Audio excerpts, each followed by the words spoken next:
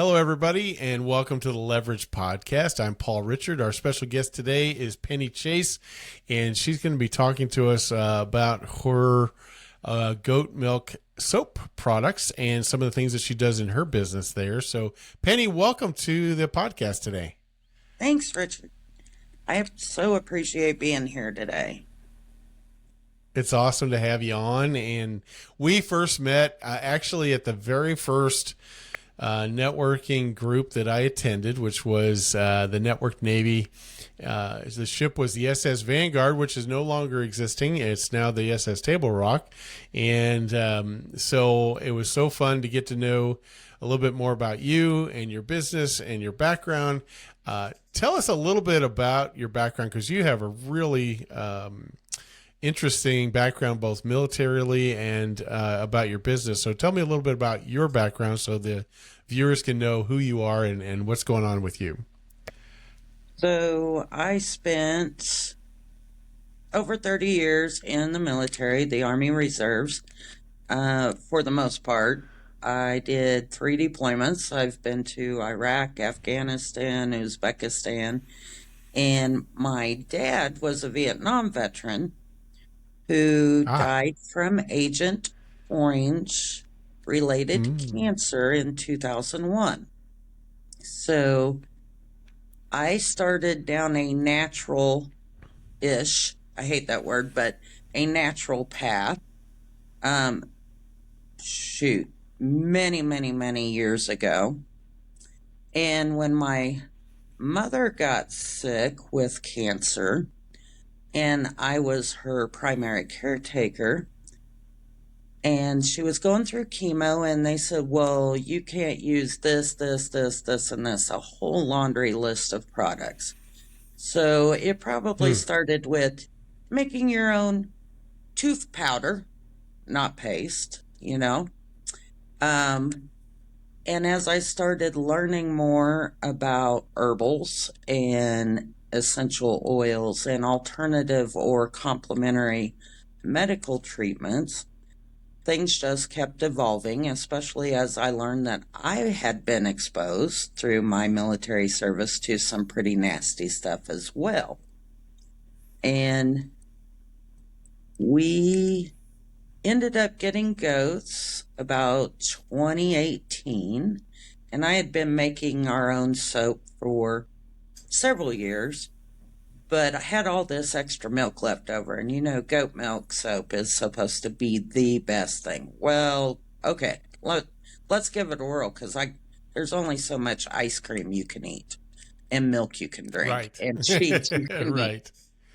And so I made some goat milk soap, and it kind of evolved from there. So when I retired, I needed a place to retire to and something to stay active. So Gamma Goat Soap Company was born. And a Gamma Goat is an obsolete military vehicle for an obsolete Army transporter who just so happens to have goats. So that was kind of the short story, but I specialized in making, let's say, the least amount of chemicals, because everything's a chemical, right? Even water is H2O, is technically a chemical. But the least amount of chemicals possible, and things that are good for you. So over the past couple of years, I've even evolved from using my goat milk, because our section of Missouri is a hotbed for alpha-gal syndrome. Yes. And they cannot, depending on their sensitivities, use goat milk products, or the lard, or the tallow, the other local farm-raised ingredients that I use most frequently. So I've done a lot of research on what is safe for them, and I've started doing some alpha-gal friendly items. But that's long and short of it. I do have goats. I'm an Army veteran, and I like to help people with their skincare needs. That's wonderful. Now and thank you for your service. And it was, as I got to know you, I realized that, your heart is really in helping people avoid those chemicals and to do those things. I didn't know about your family aspect of that, and I can't remember if we had talked about it just briefly, but my journey's been somewhat similar, not necessarily people in my family, yet helping people discover natural ways to get healing and to take care of their bodies, as you know, and avoid the toxins that are in every aspect of our lives now. It's everywhere. So when you got into the goat, why did you choose goats, and what was your how many goats do you have today? What's going on with the farm over there? So I started out with two girls. The Okay. technical term would be does, as opposed to nannies, that we bought from my uncle's dairy farm. And I grew up with goats, but hadn't had any. And we were actually in a property where we could have a few farm animals, livestock, being more self-reliant. So we brought those two home and milked them, and then we ended up with a buck, aka Billy. And from there, today I have approximately 30. So yeah. Wow. Wow. Yeah. You've grown that. Is it a herd? Do you call it a herd? It is a herd, yeah, for sure. Okay. Well, that's And they interesting. So yeah. go ahead. Oh, that I was gonna say, one of the questions everybody likes to ask, what kind do you have? Okay. So I'm gonna tell you that I have American goats because they are a melting pot. The first two were dairy breeds. They are Alpine Oberhausley Toggenburg mix. And my Billy was a Spanish, which I really like because they are very hardy and disease resistant. And then I've slowly added a few others because I'm not getting any younger. And full size dairy goats are 135 pounds minimum. Oh, wow. Yeah. So, and it's not like having a dog. I promise you. No. They they kind of do their own thing. So I've added a little pygmy buck and a Nigerian dwarf female. And no, I do not do the fainting goats. Those are a meat goat, number one. And I have personal problems with them. They're cute in the videos, but I sure don't want them. So, yeah. I was gonna say they definitely do viral videos of They fainting sure do, goats. don't they? Yeah.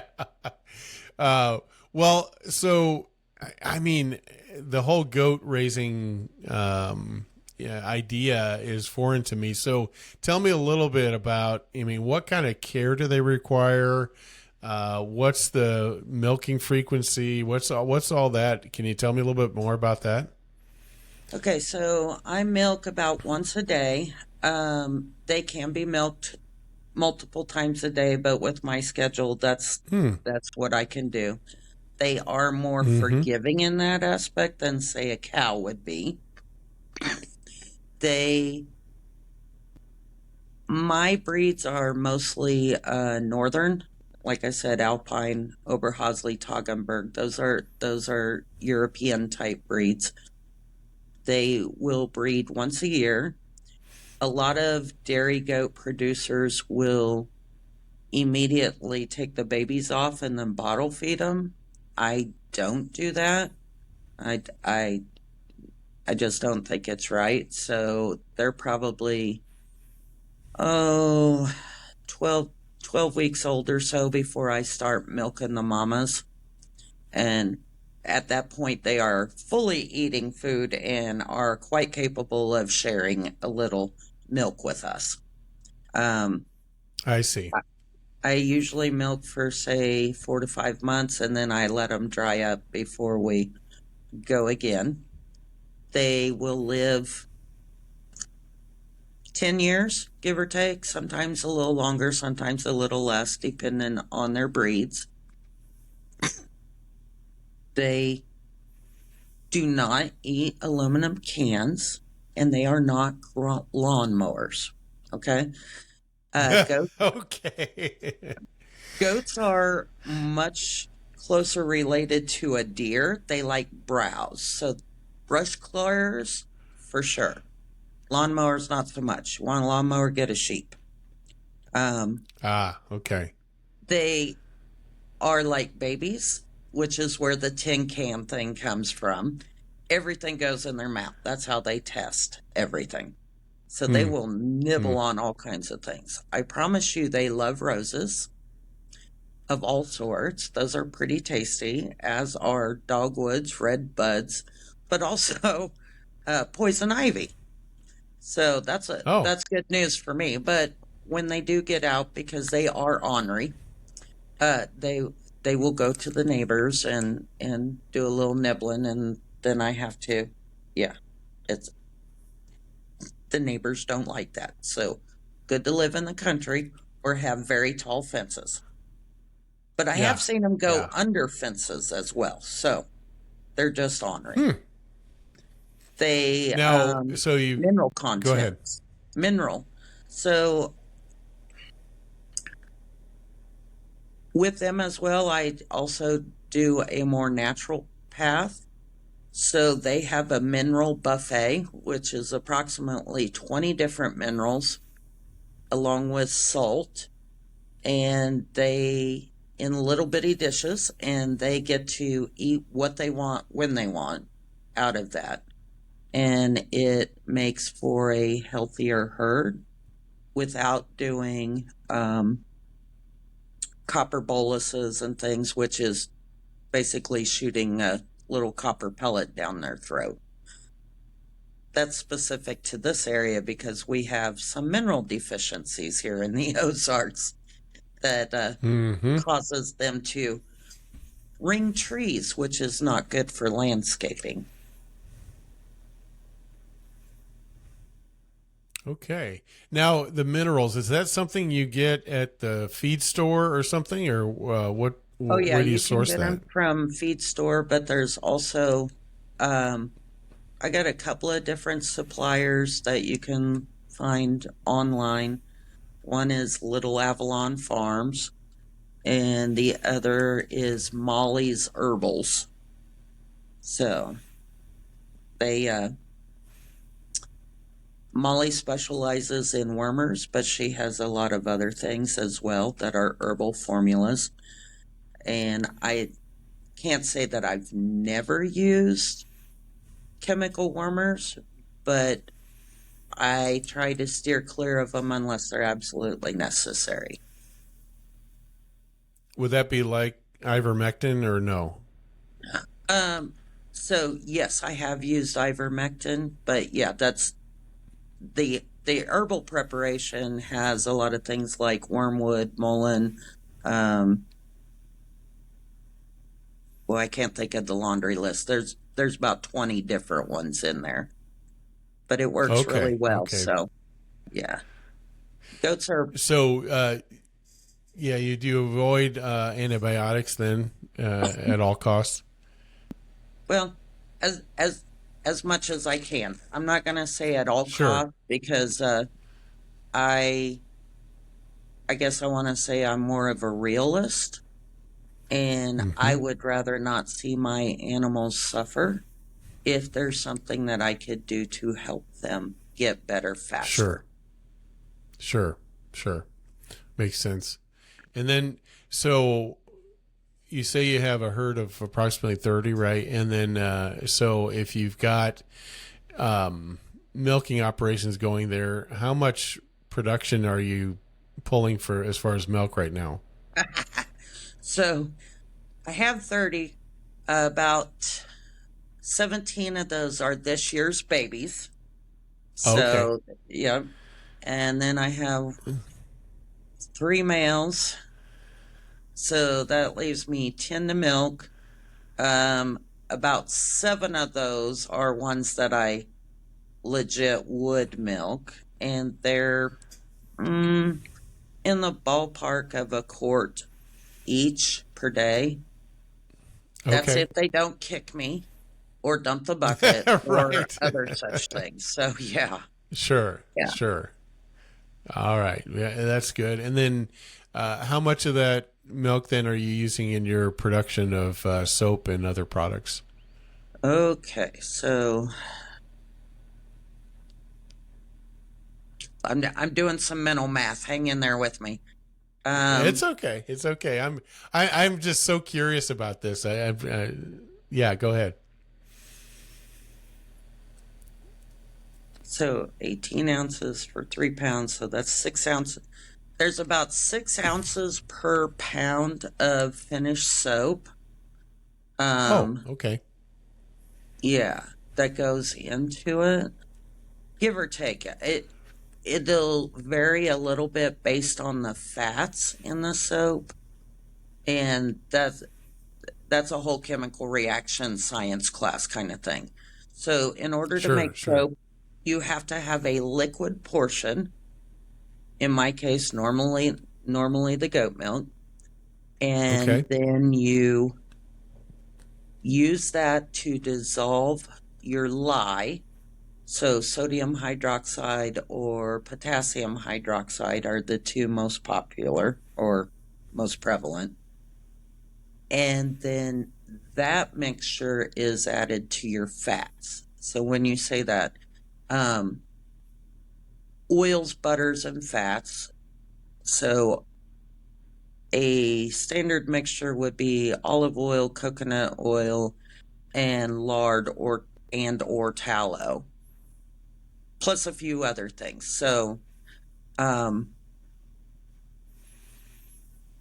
the alpha gal one I've been using kokum butter, which is not cocoa. It's a different tree nut that comes out of Africa. Oh. Huh. But yeah, so about 6 ounces in order to make soap. Uh, Milk is an advanced technique, so it needs to be very, very cold and kept at a particular temperature. So I am what they call a cold soaper, so to speak.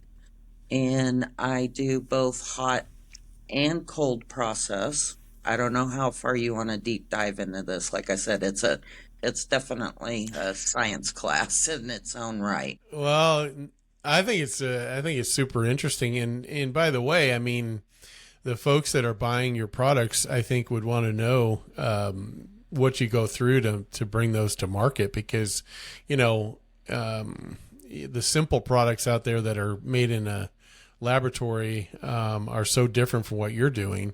So yeah, I would love to know a little bit more about that. So maybe talk first about the cold process. What does that look like? So, well, I brought one to show you. Oh, okay, yeah, Yeah. So, if I walk you through this one is called Pop Smoke. Now, pop in the smoke. Army, Pop Smoke means we are leaving this area, typically under cover and or concealment, aka popping a smoke grenade. So you pop smoke and leave the area.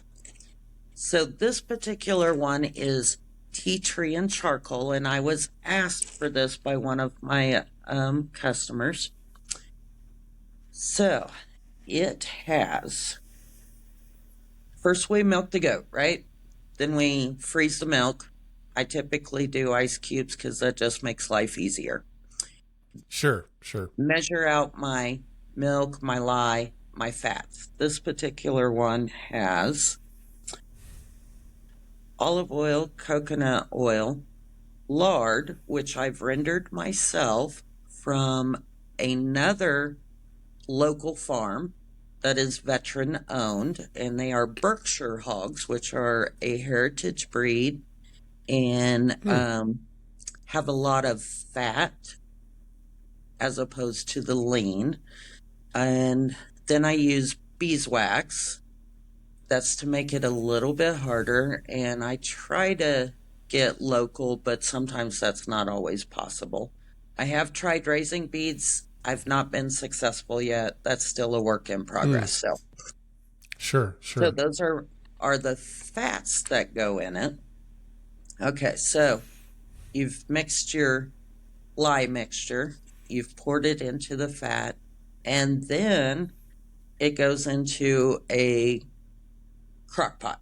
Okay, so this is a hot process soap, and it cooks until it reaches an appropriate stage, which is on low, takes maybe an hour to an hour and a half.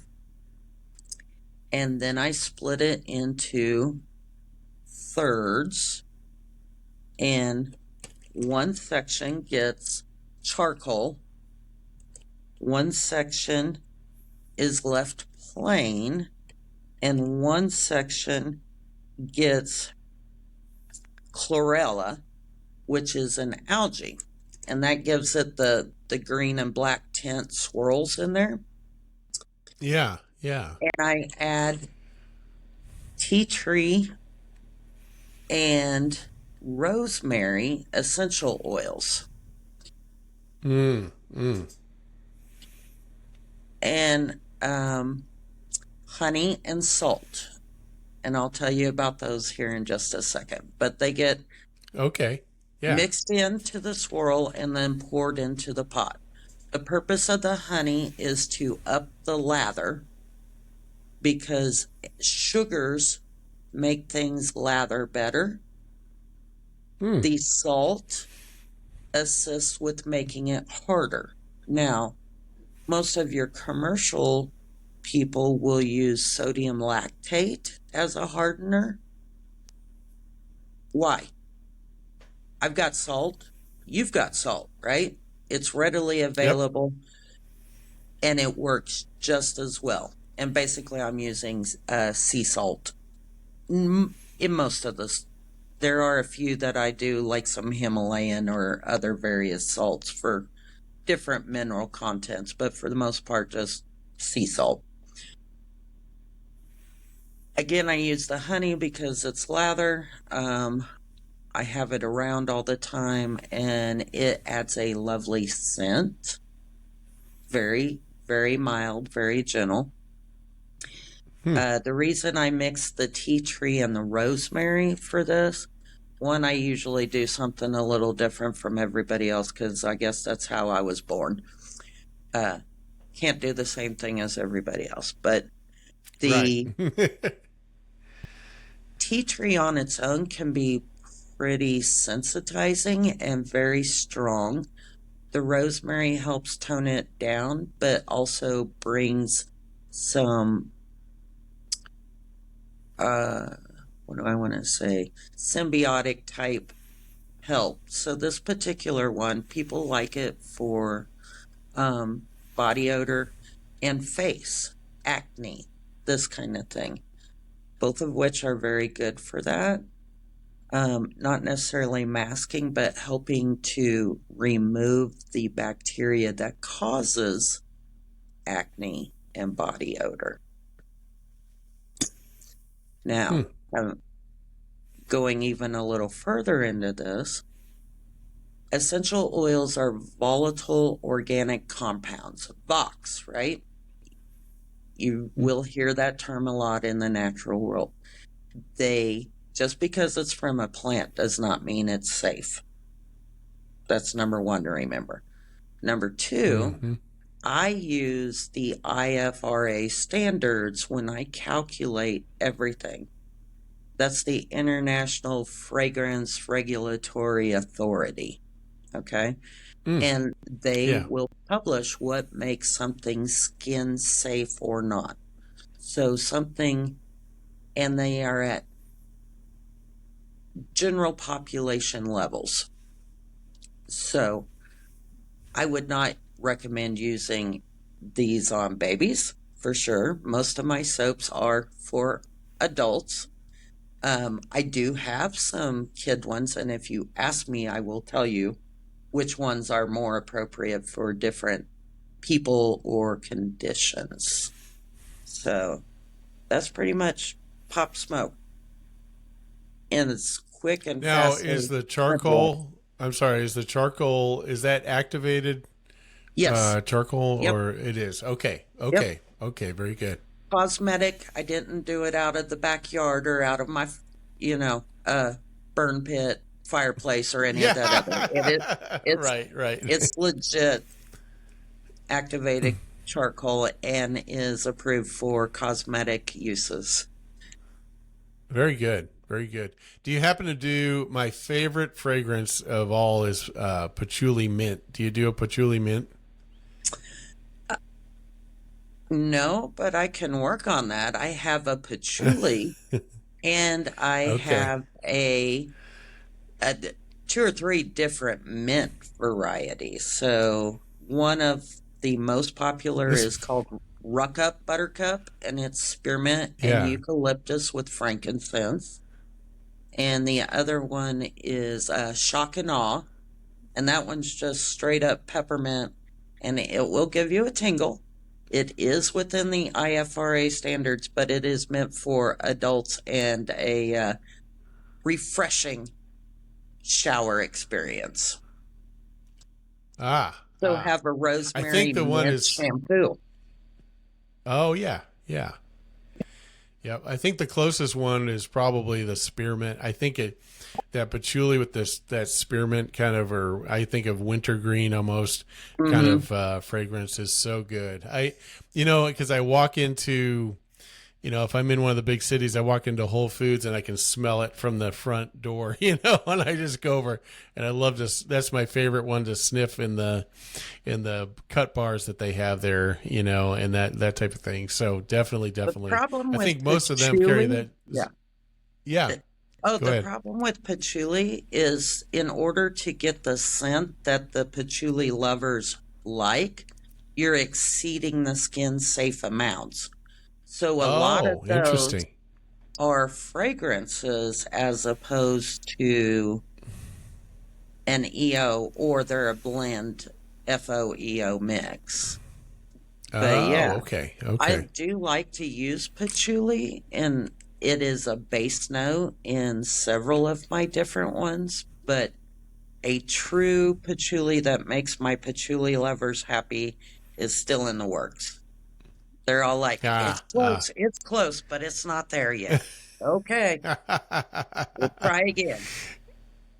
Yeah, and I think it's the one that they had there is it Zumbar? I think it's called like Oh, the Zumbar or something like that yeah, that they carry. they're out of Yeah, the Kansas Zum City. one. Yeah. Oh, are they? Oh, okay. Yeah. I didn't know that. Yeah, and so the different types of soap obviously require different ingredients in that. So, are you pretty much building these to order as the people that have already said I'm going to order some, or do you have a retail outlet, or or your online outlet, or how do you get to market? I am online, Okay. gammagoatsoap.com. Website is Okay. almost ready to relaunch in Oh, a good. more user friendly manner. It was pretty clunky, but I've done a lot of work on it. Number two, Okay. I'm in about four different shops right now, with a couple more on the way. Um, Building inventory was my biggest challenge there, so Sure. I'm Sure. still building up to that. Then Okay. I do farmers markets and events and word of mouth. Do I make custom for people? Absolutely. Um, I can do that, but then I also have, a dozen or so that I almost always have in stock. I see. Okay. Well, that's great. And so, what can you mention the three retail Oh, outlets yeah. that are So, around? number one is the Cozy Up Penguin Coffee Shop in Branson. Oh, oh yeah, yeah, in East 76. Yep, that's my daughter. The Oh, second is M&H Outdoors in Kimberling City. That is run okay. by a former soldier of mine and his brother-in-law, all both veterans. I have the Yeah. Country Boutique, um, E76 in Kirbyville. It's part of V&K Framing, and she has a lovely little boutique shop out there where you can get all kinds of Hmm. stuff. And then my newest one is the Dirt Road Drifter in Hollister, which is Oh, where's that? so if you're driving through Hollister and you're going around Yeah. that curve where the mule barn used to be, which you may not remember, it burnt down many, many moons ago. But it's next to Tears by Stephanie, and right there on the corner, they have a boutique with a little red truck out front, lots of cool, eccentric um, clothing and other attire. And they also have opened a sandwich shop last year. Ah, very nice. Have you talked to Kelly over at Kelly's Oh, yes. Nutritionals? So I talk to Kelly frequently. In fact, that's one of the Okay. places where I pick up some supplies. And Okay. we had talked last year about, and I'll show you some of these. He had a lady that made salves. So Yeah. turn it over. Okay, this is an anti-itch salve that I've been making for many years, Hmm. and it has olive oil that's been infused with plantain and calendula, both of which are very much skin lovers. The plantain all comes from my house. The calendula, well, the goats ate it last year. So I'm still working on growing that myself. But also Okay. peppermint, local beeswax, and it has Ah. basil and peppermint essential oil. Works great on bug bites, rashes, itchy stuff, whatever. And this is one of my new ones. So this is for, and turn it up here. So this is a cayenne salve, but with my twist on it. And it is meant for Okay. arthritis. So not only does Oh. it have cayenne, it has scorpion peppers, oregano, peppermint, and your local beeswax, of course, arnica, and a little bit of eucalyptus, camphor, essential oils in it. Okay. But this is a new application, new stick for all those people who were like, I don't want to stick my hand in a little tin.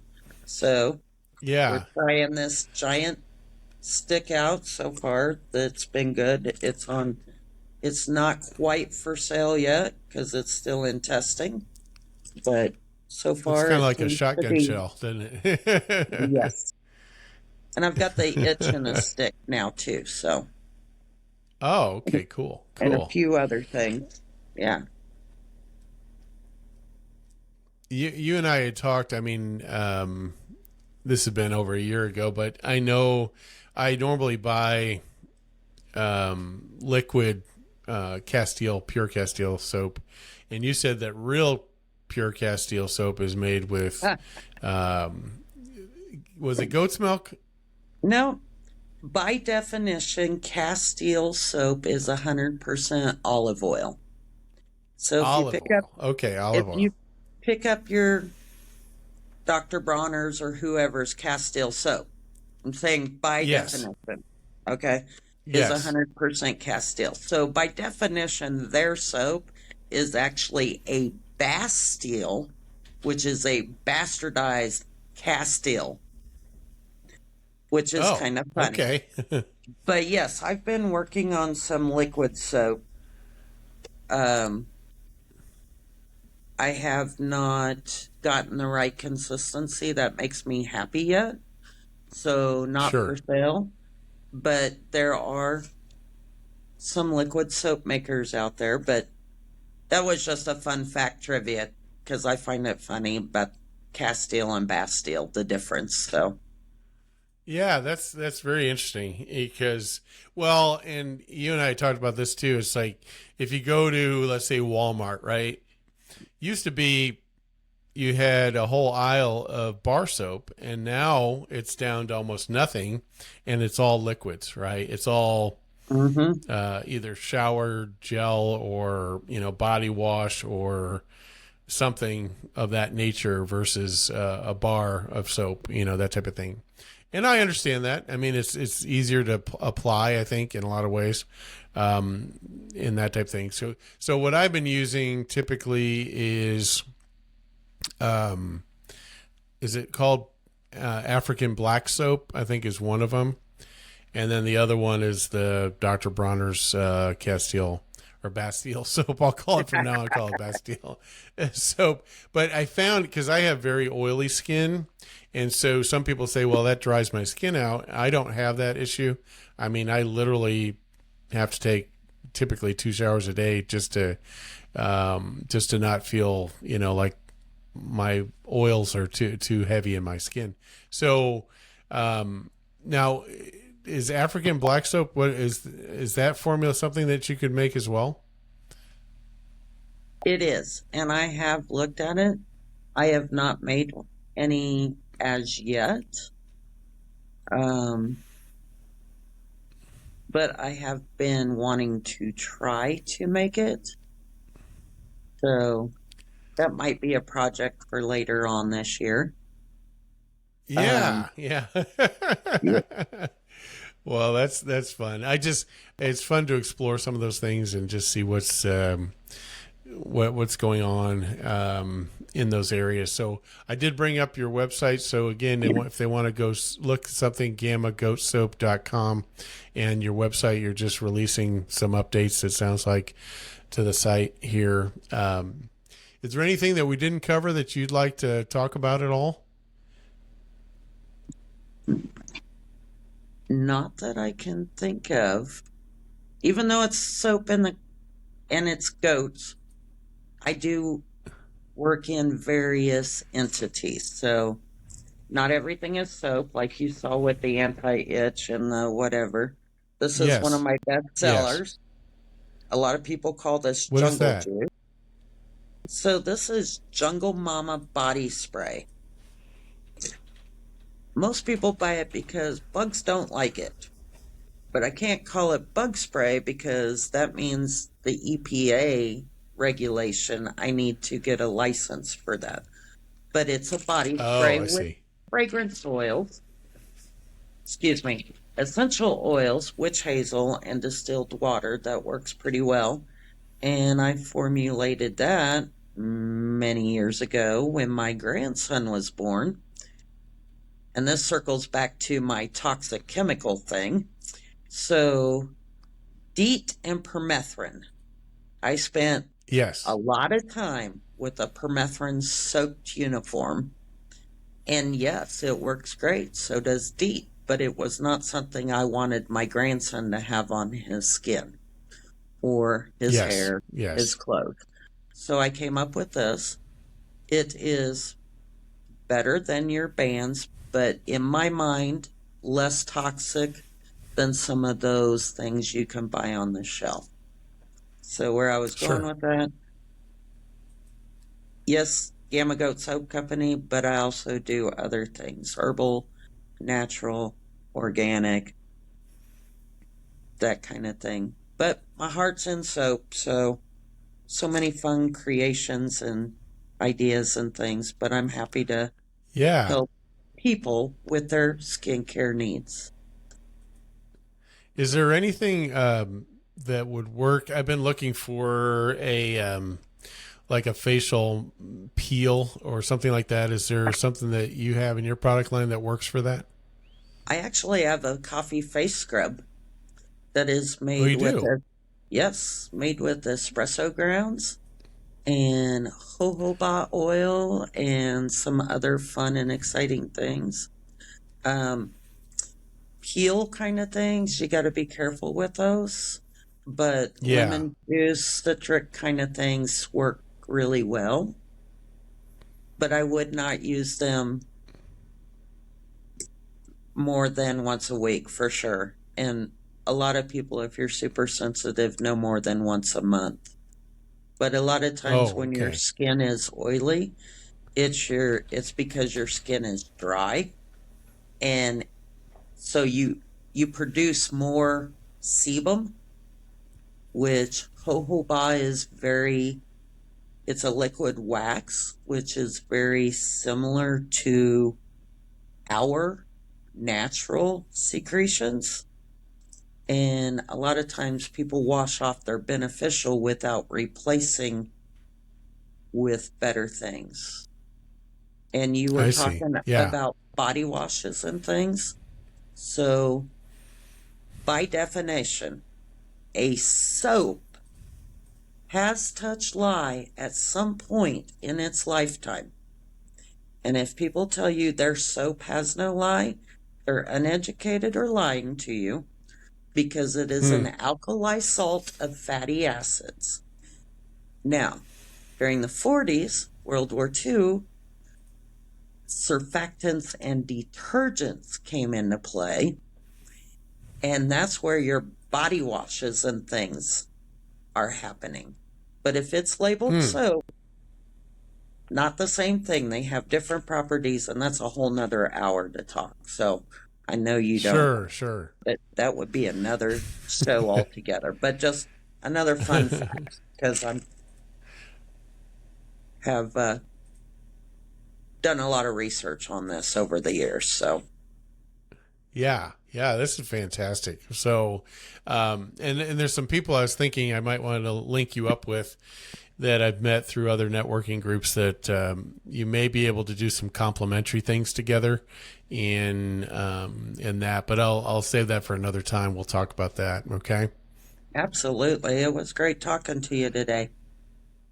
Same here. Well, thanks again for being with us, Penny. And again, if you're looking for those products, you can go to your website, and then is that the best way to just do it? Is to go to the website and make order there, or go to the one of the outlets that you mentioned? Um, it truly depends on you all. If you're wanting something customized, you should shoot me a message, email, call me, and Okay. gammagoatsoap at What's your number? gmail.com. 417 Okay. 331 1190. Very And good. I do, like work with the goats and stuff. So if I don't pick up, you have to leave me a message so I know to call you back. That's right. I love it. All right, Penny. Thanks again for being a guest on the podcast. We'll look forward to talking to you soon. Thanks, Paul. Have a good day.